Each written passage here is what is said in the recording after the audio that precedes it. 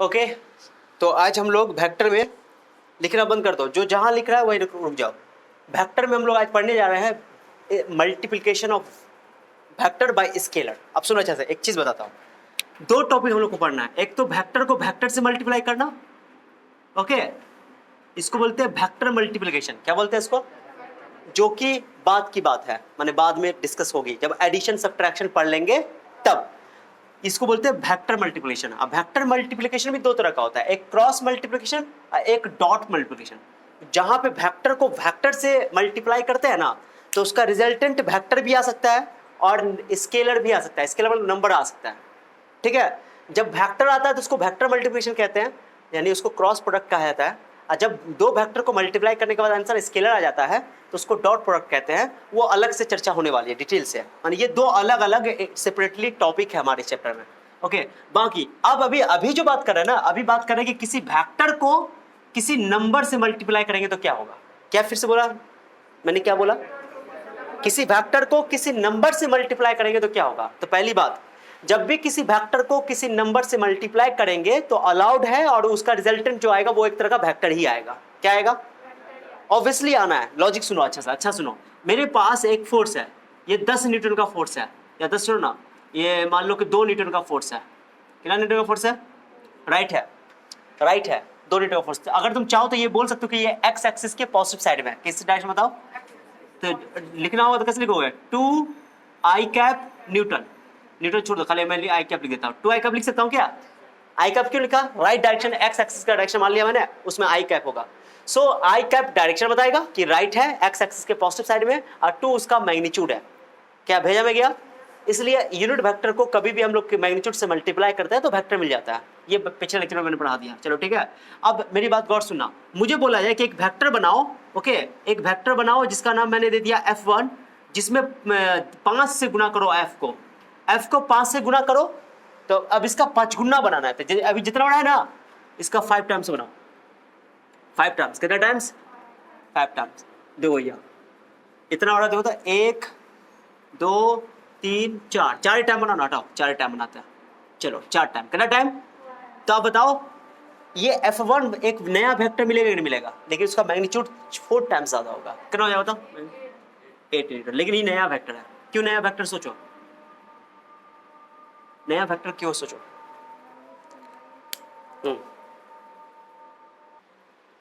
Okay, चलो देखो तो मैं यहाँ पे एग्जांपल क्या दे रहा था कि एक फोर्स वेक्टर लिया मैंने, ओके, जिसका डायरेक्शन एक्स एक्सिस के पॉजिटिव साइड में है, उसका मैग्नीट्यूड 2 न्यूटन है। मैं तुमको बोलूँ कि बताओ एक 4f वेक्टर बना के दिखाओ। कौन वेक्टर? ये 4f वेक्टर और f वेक्टर दोनों में फर्क है कि नहीं है? यानी ये F1 वेक्टर और f वेक्टर में फर्क है कि नहीं है?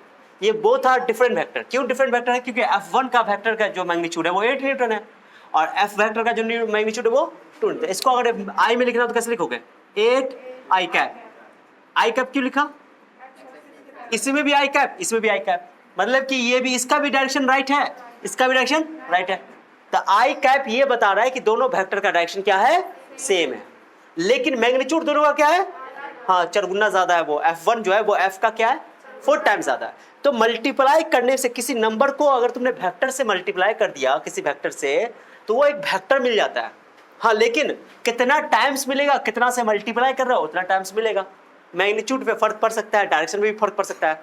ये डिपेंड करता है कि तुम प्लस से मल्टीप्लाई कर रहे हो कि माइनस से कर रहे हो। अभी तुमने कितने से मल्टीप्लाई किया? +4 से। +4 से मल्टीप्लाई किया तो इसलिए डायरेक्शन पे कोई फर्क, उसको आई कैप डायरेक्शन इसका भी है, आई कैप डायरेक्शन इसका भी है। अब मैं तुम्हें बोलूँ, चलो मैं बोलूँ कि -4 से मल्टीप्लाई करके निकालो। -4 से, तो -4 से क्या करा हुआ है? -4 से करोगे तो -4 तो कितना हो जाएगा? -8 आई कैप। अब -8 आई कैप जो होगा तो डायरेक्शन इसका तो लेफ्ट हो जाएगा। क्या हो जाएगा? मैग्नीट्यूड अभी भी 4 टाइम्स है, मैग्नीट्यूड अभी भी 4 टाइम्स है, बट डायरेक्शन क्या हो गया? सो F का डायरेक्शन तो आई कैप है, बट F1 का डायरेक्शन माइनस आई कैप है। What do mean by minus I cap? That means left, okay, यानी एक्स एक्सिस के नेगेटिव साइड। भेजा में गया? तो तुमने +4 से मल्टीप्लाई किया था तो सेम डायरेक्शन में एक वेक्टर मिल गया था, ओके, मैग्नीट्यूड चेंज हो गया था, 4 टाइम्स हो गया था। तुमने -4 से मल्टीप्लाई किया तो एक वेक्टर डिफरेंट मिला, बट इसके अपोजिट डायरेक्शन में। क्या चीज में? तो किसी वेक्टर को तुम, अगर किसी वेक्टर को तुमने प्लस से मल्टीप्लाई किया तो सेम डायरेक्शन में वेक्टर मिलेगा, और माइनस से मल्टीप्लाई किया तो अपोजिट डायरेक्शन में।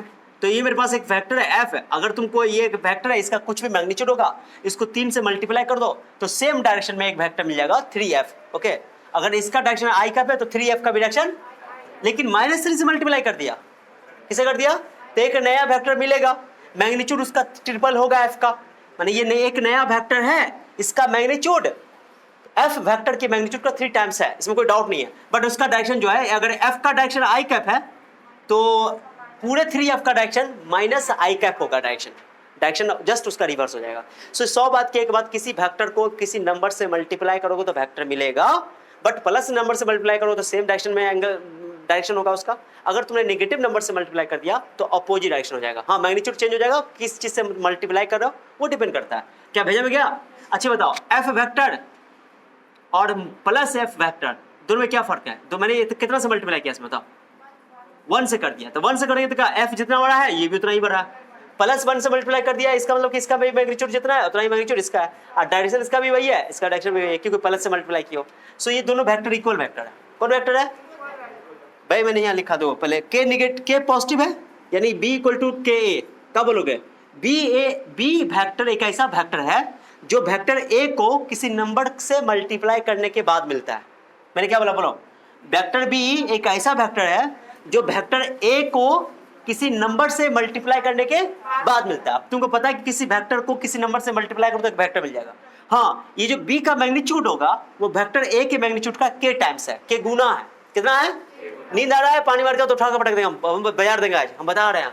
हाँ, गुस्सा में आज बहुत हम। देखो यार, वेक्टर ए का मैग्नीट्यूड का के टाइम्स है। क्या है? के टाइम्स। अब सुनो, के की वैल्यू डिपेंड करेगी ना कि के की वैल्यू कि तुम प्लस में है कि माइनस में मल्टीप्लाई करो। अगर के प्लस से मल्टीप्लाई है, के का वैल्यू +2 है, +3 है, +4 है, तो सेम डायरेक्शन मिलेगा वेक्टर, माने वेक्टर ए का डायरेक्शन और वेक्टर बी का डायरेक्शन सेम होगा। तो K positive, then vector A and vector B have same direction, theta 0 degree, same direction है थीटा, दोनों के बीच में कोई एंगल नहीं है, माने 0 डिग्री है। सो वेक्टर ए बी, ये वेक्टर ए बना दिया फिगर।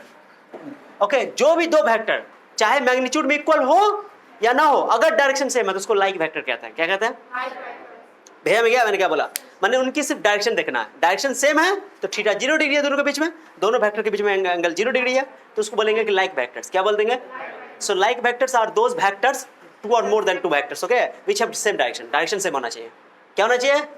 हाँ, के नेगेटिव है और तुमने नेगेटिव नंबर से मल्टीप्लाई कर दिया तो वो एक वेक्टर तो नया मिलेगा, बट उसकी मैग्नीट्यूड, उसकी डायरेक्शन उसके ए के डायरेक्शन के अपोजिट होगी। क्या होगी?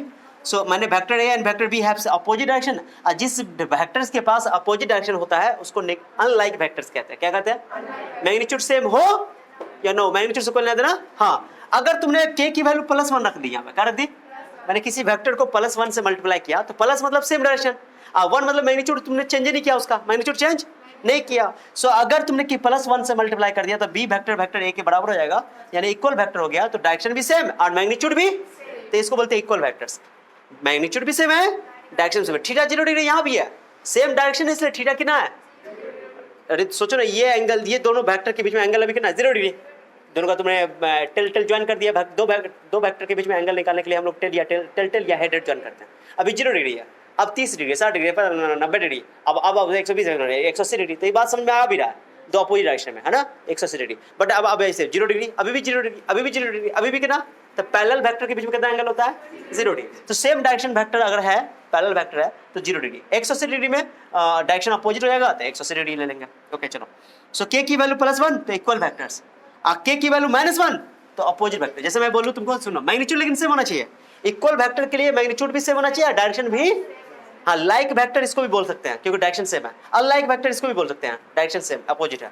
हाँ, तो इक्वल वेक्टर्स के केस में खाली याद रखना कि डायरेक्शन भी सेम होना चाहिए, मैग्नीट्यूड भी, और अपोजिट वेक्टर के केस में याद रखना कि डायरेक्शन तो अपोजिट होना चाहिए लेकिन मैग्नीट्यूड सेम होना चाहिए। जैसे एग्जांपल, मेरे पास एक वेक्टर एफ है, उसका मैग्नीट्यूड है 4i कैप, कितना है? न्यूटन। अब मैं बोलूँ कि इसकी जस्ट अपोजिट बना के दिखाओ, तो एक वेक्टर और F1 में बोल देता हूँ, अब मैं लिख रहा 4i कैप, क्या लिख रहा हूँ? न्यूटन। अब बताओ, इसका डायरेक्शन i कैप है, इसका डायरेक्शन -4i कैप है, इसका मैग्नीट्यूड 4 है, इसका मैग्नीट्यूड है कौन पट्टा लाल कर देंगे, मैग्नीट्यूड कभी नेगेटिव नहीं होता है, तो उठा पटके कान पकड़ के एकदम खींच देंगे, तुम्हारा चांद दिखा देंगे चट्टा। इतना बच्चा वाला गलती कर रहे हो। माइनस का मतलब कि -i कैप डायरेक्शन है, मैग्नीट्यूड कभी नेगेटिव। धोखा से भी इस बात को नहीं रिपीट करना, ओके, नहीं तो यहाँ पर सुसाइड कर लेंगे हम। हंसोगे साहब, बता रहे हैं, इतना आसान बात। ठीक है, ये माइनस आई कैप डायरेक्शन है उसका, क्या है, और उसका मैग्नीट्यूड है। मैग्नीट्यूड कभी नेगेटिव नहीं होता है, एकदम दिमाग में बैठा लो, तुम कहीं पर टैटू वैटू करवा लो, बता दिया मैंने। हाँ। अब ये दोनों वेक्टर एक दूसरे के अपोजिट वेक्टर है, क्या है? क्या ये दोनों वेक्टर इक्वल वेक्टर है? हाँ, इक्वल वेक्टर नहीं है, ले बोल दी, कितने समझदार हो। हंसी नहीं आ रहा है। वेक्टर इक्वल कैसे हो गया? दो वेक्टर को इक्वल बोलने के लिए शर्त है कि मैग्नीट्यूड भी सेम होना चाहिए, डायरेक्शन भी सेम होना चाहिए, तब पूरा वेक्टर बर्बाद हो जाएगा। वेक्टर के साथ तमीज के साथ पेश आना पड़ता है ना। सो ये दोनों वेक्टर इक्वल होता तब ना लिख देते हैं बराबर है 1। हाँ, इसकी डायरेक्शन ही अलग है, ये कहाँ राइट जा रहा है, ये कहाँ लेफ्ट जा रहा है, समझ रहे हो? ये कहाँ है ईर घाट है, वो कहाँ वीर घाट, बताओ। दोनों का डायरेक्शन अलग बात है, दोनों का मैग्नीट्यूड क्या है, सेम है। मैग्नीट्यूड सेम हो सकता है, दो वेक्टर इक्वल तभी होते हैं जब मैग्नीट्यूड भी सेम हो, डायरेक्शन भी सेम हो। आप क्वांटिटी तो सेम होना ही चाहिए, उसमें कोई शक ही नहीं है। तो ये दोनों वेक्टर अपोजिट वेक्टर है। कौन वेक्टर है? अपोजिट है। मैग्नीट्यूड सेम है लेकिन डायरेक्शन में दोनों के बीच का एंगल बताओ, एंगल बताओ। जब अपोजिट है तो ये एक वेक्टर 180 डिग्री, ये 0 डिग्री, आप 180 अपोजिट एकदम, ये कहाँ इधर जा रहा है, ये इधर जा रहा है, दोनों के बीच में कितना एंगल है? 180। भैया में क्या, जब भी सेम डायरेक्शन होगा 0 डिग्री, अपोजिट डायरेक्शन होगा तो 180 डिग्री। अगर मैग्नीट्यूड भी सेम है, ओ समझ जाना कि इक्वल वेक्टर है। मैग्नीट्यूड डायरेक्शन के साथ साथ अगर डायरेक्शन भी सेम है, मैग्नीट्यूड भी सेम है तो इक्वल वेक्टर है। डायरेक्शन से सेम नहीं है, अपोजिट है, लेकिन मैग्नीट्यूड सेम है तो अपोजिट वेक्टर है।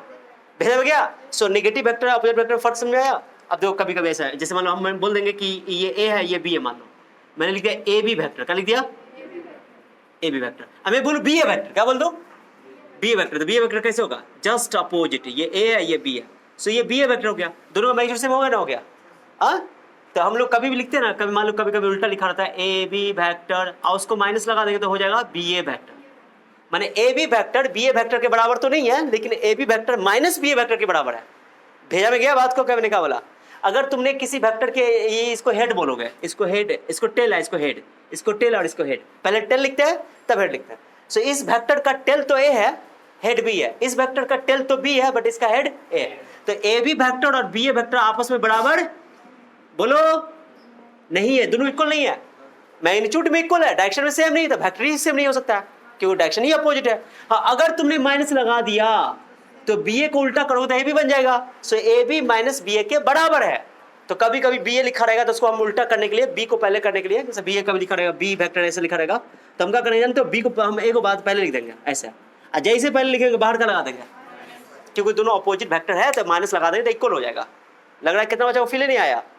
ए बी और बी ए वेक्टर सेम नहीं है तो कहो सर बराबर काहे लगा दिलू सर, बोलो बराबर मैंने नहीं लगाया ऐसा करके, ये तो रॉन्ग है लिखना ऐसा करके। माइनस लगाने से क्या हुआ कि ए बी का डायरेक्शन तो राइट लेफ्ट से राइट था, जब मैंने माइनस ए बी बोल दिया तो वो राइट से लेफ्ट हो गया, तो बी ए का भी राइट से लेफ्ट है इसलिए बराबर कर दिया। ये लॉजिक है भैया में क्या, इसलिए ए बी बी ए के बराबर तो नहीं है लेकिन ए बी माइनस बी ए के बराबर है। अरे भैया में क्या, अभी कितना बच्चा का लग रहा है उड़ गया है, दिमाग से उड़ गया। अच्छी बात है, बस शॉर्टकट में याद रखो कि ए बी को भी उल्टा करो तो माइनस लगा दो, बात हो गया। सब बात की बाद में समझा देंगे फिर से जरूरत पड़ेगा तो। क्लियर होगा इतना? सो किसी वेक्टर को अगर तुमने किसी नंबर से मल्टीप्लाई किया, मिस्टर बबुलाल बाद में उठा लोगे ना, क्या चिंता, कौन सी चिंता का बात कर रहा है? हाँ, जैसा लग रहा है कोई चील आ गया है। हाँ? सुनो मैंने क्या बोला समझा, किसी वेक्टर को किसी नंबर से मल्टीप्लाई करोगे तो वेक्टर मिलेगा। अभी वेक्टर को वेक्टर से मल्टीप्लाई करना नहीं पढ़ रहे हैं, पढ़ेंगे, बात की बात है वो, ठीक है। और अगर तुमने कि कोई नंबर, जैसे मान लो कोई वेक्टर है, वेक्टर ए है, उसको मैंने 0 से मल्टीप्लाई कर दिया, क्या कर दिया? तो आंसर क्या आएगा? Not 0, 0 vector. मैं चीख चीख के बोल रहा हूं, देखो मैं कूद जाऊंगा मर जाओगे तुम, बता रहे हैं हम, मर जाओगे तुम। हाँ, कोई वेक्टर को अगर किसी नंबर से मल्टीप्लाई करो तो वेक्टर ना मिलेगा। अगर 0 से तुमने मल्टीप्लाई कर दिया तो 0 ना बोलोगे 0 हो जाएगा, क्योंकि 0 से लुटिया कर देगा, सबको लुटा देगा। 0 वेक्टर मिलेगा, क्योंकि सर बोले हैं कि किसी नंबर को किसी वेक्टर से मल्टीप्लाई करेंगे तो आंसर रिजल्टेंट वेक्टर मिलेगा, समझा? सो 0 वेक्टर क्या बोलोगे? हाँ, 0 वेक्टर का कोई स्पेसिफाइड डायरेक्शन नहीं होता, अनडिफाइंड बोलते उसके डायरेक्शन को, ठीक है। भेजा में गया तो कभी भी 0 से मल्टीप्लाई करते क्या मिल जाएगा? धोखा से भी गलती मत करियो, चलो ठीक है। सो ये बात समझना अच्छा से आ गया। तो ये मैंने लिखा बी बराबर के वेक्टर, इसको पढ़ के सुनाओ तो, बोलो के बी वेक्टर एक ऐसा वेक्टर है जिसका मैग्नीट्यूड वेक्टर ए के मैग्नीट्यूड का के टाइम्स है। प्लस से मल्टीप्लाई करोगे सेम डायरेक्शन में वेक्टर मिलेगा, माइनस से मल्टीप्लाई करोगे अपोजिट डायरेक्शन में वेक्टर मिलेगा, +1 से मल्टीप्लाई करोगे इक्वल वेक्टर हो जाएगा, -1 से मल्टीप्लाई करोगे अपोजिट वेक्टर हो जाएगा, 0 से मल्टीप्लाई करोगे फिर 0 वेक्टर हो जाएगा। एंड 0 वेक्टर का कोई डायरेक्शन डिफाइंड नहीं है, डायरेक्शन होता है बट वो स्पेसिफाइड डायरेक्शन नहीं होता। ओके चलो इसको नोट कर लो, आगे बढ़ते हैं आप। Okay yes yes